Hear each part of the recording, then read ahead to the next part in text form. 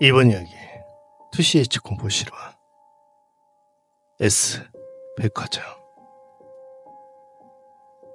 이것은 경비원 아르바이트를 할 적에 직장인 선배로부터 들은 이야기입니다. S 백화점은 한쪽 방향으로 길쭉한 모양의 건물이었는데 당연히 혼자 돌게 되어 있는 순찰 경로는 복잡하고 길었습니다. 신입인 내가 금방 외울 수 있을 리가 없었고 처음에는 선배와 함께 순찰하였습니다.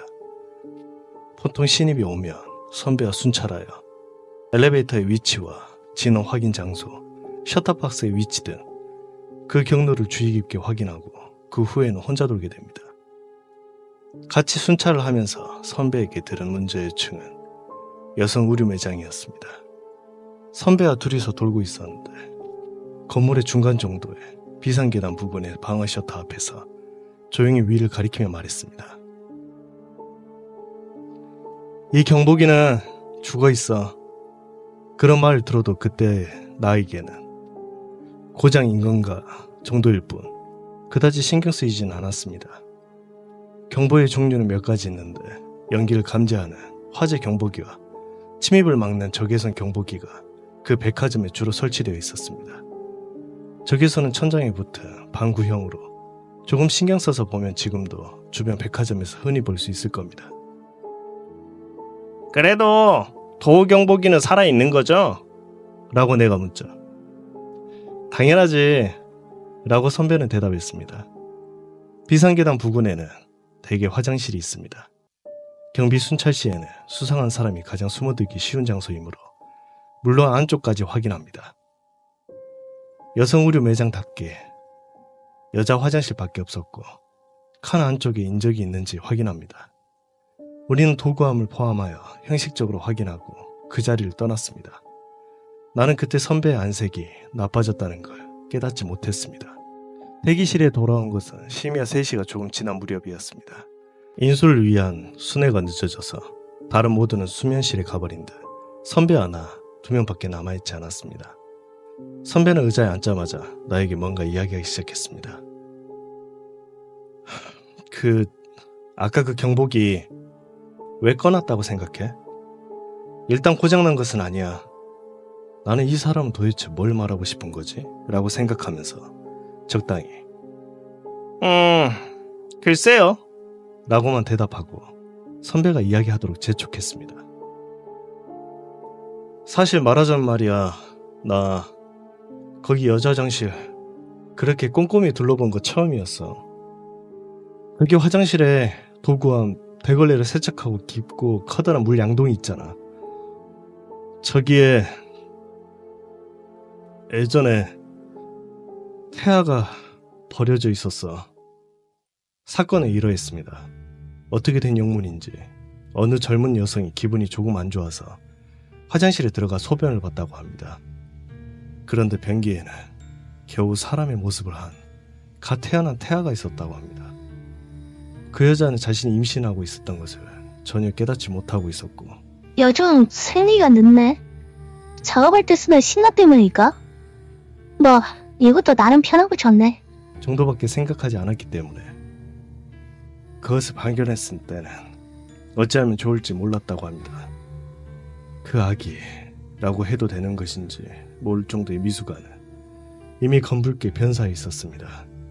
유산한 것이었죠. 여성은 흘러나온 태반과 함께 변기에 흘려버릴 거라고 생각했지만 누군가 발견하면 묻어주지 않을까 하는 기대로 도구와 양동이에 그것을 옮겨 담고는 도망치듯 S 백화점을 떠났다고 합니다.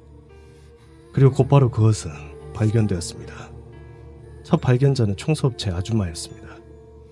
당연히 경찰이 왔는데 미숙아의 상태로는 누구의 아이인지 따위 알 수 없었습니다. 간단히 현장 검증을 한 후 일찌감치 돌아갔다고 합니다. 발견된 날의 저녁에 경찰서로 아직 한참 어린 나이에 탐모가 출두했습니다. 사모는 신경 쓰여서 알아보니 한바탕 소란이 일어나 있어서 어찌하면 좋을지 모르게 되어 자진해서 왔다고 합니다. 여성의 나이가 나이인 만큼 확인이 끝난 다음부터는 조용히 처리되었고 S백화점의 관계자들에게도 입단속을 시켰다고 합니다. 사건이 일어난 날 밤이 되어 그날 야간 순찰 담당을 선배 친구의 차례였다고 합니다. 그 당시는 모두가 기분 나쁜 사건 정도로밖에 생각하지 않았다고 합니다. 그게 평범하게 생각할 일인가 생각할 수도 있겠습니다만 추운 겨울밤에 역 지하 통로에서 쫓겨난 불황자가 몰래 들어와 아침에 외부 셔터를 열어보면 얼어 죽어 있는 불황자의 시체를 보는 사건이 1년에 몇 번 정도 있습니다. 보안업계에서는 이런 불의의 사건을 자주 겪게 되어 여러 사건들에 익숙해져 있는 것입니다. 선배의 친구도 태아 양동이 사건이 있었다고 해도 처음엔 아무 생각 없이 순찰을 하였다고 합니다. 여성 의류 매장은 일반적으로 순회하는 건 한시경입니다. 선배의 친구는 사건이 있었던 여자 화장실 앞에 와서는 사건 현장이라는 현실에 조금은 긴장되었고 통로에서 주변을 비춰봤다고 합니다. 매장에는 이상한 일은 없었지만 뭔가 이상한 기분이 들어 다시 손전등을 비춰보았습니다. 거기에는 마네킹이 놓여있을 뿐이었습니다. 이상 없음! 선배 친구는 긴장감에 굳이 큰 소리로 확인 부호를 외쳤다고 합니다. 그러자 마네킹의 눈동자가 눈시울에서 눈꼬리 쪽으로 빙 이동했다고 합니다. 그리고 그 사람을 응시하는 것처럼 일제히 다른 마네킹도 시선을 돌렸다고 합니다. 배우의 마네킹의 시선까지도 등 뒤에서 찌르는 듯이 느껴졌고 선배 친구는 온몸이 경직되어 그 자리에서 조금도 움직일 수 없었다고 합니다. 주의 이름을 부르는 자는 구원을 얻으리로다. 마음속으로 오직 찬송가만 불렀다고 합니다. 그러자 어느 정도인가 시간이 지났을까 갑자기 몸이 움직여졌고 지금까지의 경직 때문인지 우르르 쓰러지듯 다리가 풀렸다고 합니다. 선배의 친구를 찌르던 시선도 느껴지지 않았습니다. 하지만 몸에서 진땀이 배어나오고 소름과 뒤늦게 찾아온 떨림 때문에 제대로 좀처럼 일어설 수 없었다고 합니다. 무릎을 짚고 통로의 바닥을 잠시 가만히 보고 있는데 갑자기 허리에 붙인 무선 호출이 걸렸습니다. 장소 N-3 경보 발령되었습니다. 관제실이었습니다. 경보기가 반응하고 있는 것입니다. 조건반사로 무전기를 손에 들고 발령받음! 하고 힘껏 대답했다고 합니다. 그 덕분인지 그 사람은 그 응답을 통해 마음이 진정되어 어떻게든 일어날 수 있었습니다. 장소는 선배 친구가 위치한 곳의 옆 바로 여자 화장실 앞 경보기입니다. 이제 마네킹의 시선은 느껴지지 않았습니다만 눈을 돌릴 수가 없었다고 합니다. 2m 정도 앞에 있는 경보 해제 박스까지 가서 원래대로라면 이상 여부를 확인해야 합니다만 그대로 해제해서 재설정으로 변경했다고 합니다. 발령 장소 N3 이상 없음. 관제실에 연락을 넣고 그 사람은 재빨리 그 자리를 벗어나려고 했습니다. 그러나 일순간 시야에 들어온 매장에 이상 현상을 발견하였고 근처에 있는 마네킹이 목만 하며 여자 화장실 방향으로 돌아가는 것이 시야에 들어와 버렸다고 합니다. 게다가 목의 움직임과는 반대로 눈동자만은 그 사람을 노려보듯이 움직이고 있었습니다. 장소 N-3 경보 재발령되었습니다. 확인하신 거 맞습니까? 허리에 무전이 큰 소리로 울렸지만 움직일 수 없었다고 합니다. 그런 상태가 수십 분 동안 지속되었기 때문에 관제실에서는 선배와 몇 명이 동원되어 상태를 확인하러 가게 되었습니다. 야이씨, 너 뭐 하는 거야? 본사 관제실에서 난리가 났어. 야! 달려가 보니 그 사람은 굳어진 채 멍하니 서 있었고 어둠 속에서도 눈에 띌 정도로 유니폼이 땀으로 축축히 젖어 있었습니다. 선배는 일단 친구를 부축하여 대기소로 돌아왔습니다. 선배는 잠시 후 침착해진 친구와 이야기했다고 합니다. 그 당시 여성 의류 매장의 마네킹은 눈동자 부분이 유리알로 된 것을 사용하고 있었습니다.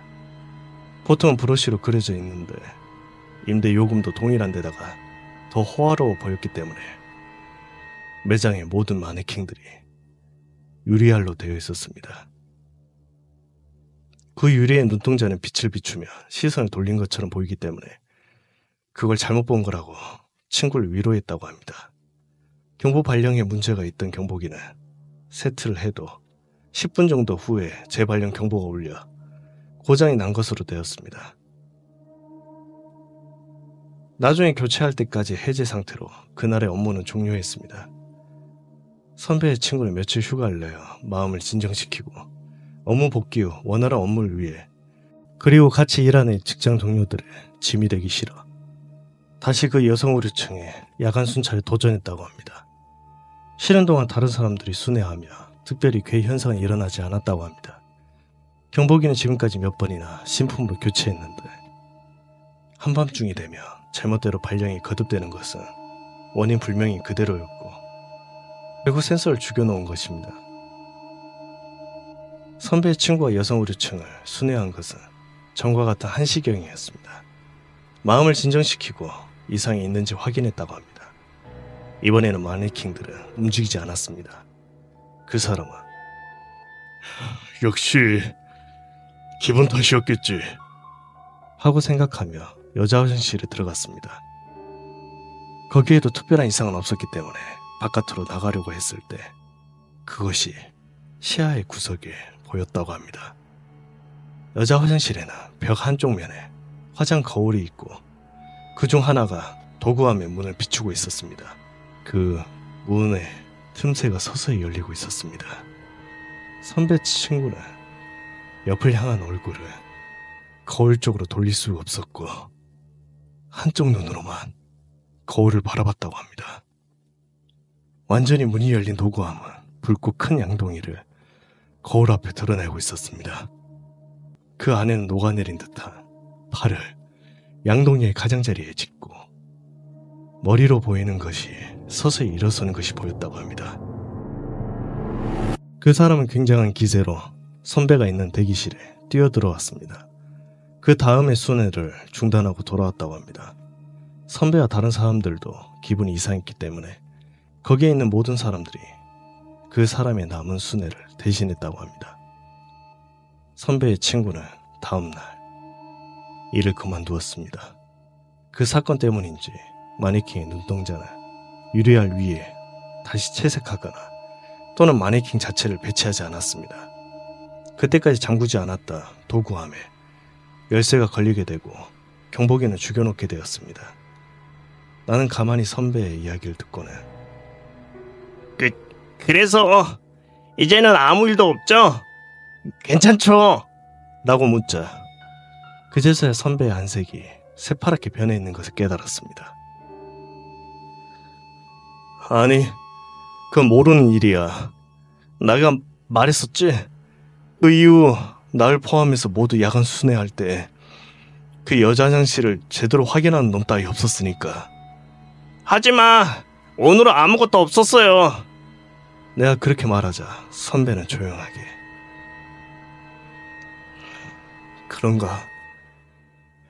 것 같네 너한텐 하고 입을 다물어 버렸습니다. 나에게는 그 후에도 그 장소에서 괴이하다고 부를 만한 일은 없었습니다. 물론 여자 화장실은 순회하지 않았습니다. 선배는 내가 일을 그만둘 때까지 그 이상은 말해주지 않았습니다. 나와 순회한 그날 선배는 여자 화장실 거울을 봐버렸다고 합니다.